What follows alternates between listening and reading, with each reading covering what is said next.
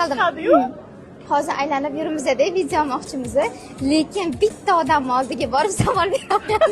10 minutdan beri aylanib yuribmiz borib. Mana Targoviy Center 10 minutdan beri aylanib yuribmiz. Davay.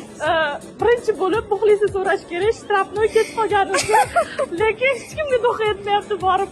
Iltimos, bitta savolimiz bor edi. Savolimiz juda ham qiziq. Mana Muxlisga gapirmoqchi do'q. Ikkita qizga. O'lay deydigan odam yo'q. Qaysi qiz? Yuring. O'g'il naryoqda turibdi. Voy ketib qolishyapti, mana ikkita qiz edi, ketib qolishyapti. Bo'ling, orqasidan yuring. Boya yuguramanmi endi? Assalomu alaykum. Bugun Madina opamga dolzarb mavzuda savol beramiz.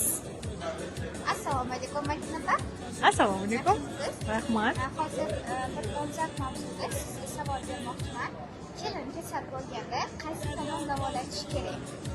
Yaxshi savol.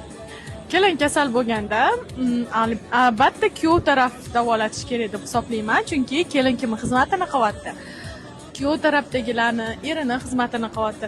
Nega endi sog'ida kerak, kasalda onasinikiga jo'natib yorib, uni davolanib keling deyish kerak. Hech mantiqqa to'g'ri kelmaydi. Xo'p, Muxlisa bloger, ko'pchilik muslimalarim deb taniydigan blogerimizga xuddi shu savolni beramiz.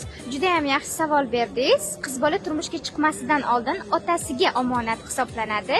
Turmushga chiqqanidan so'nggina esa erining omonat hisoblanadi.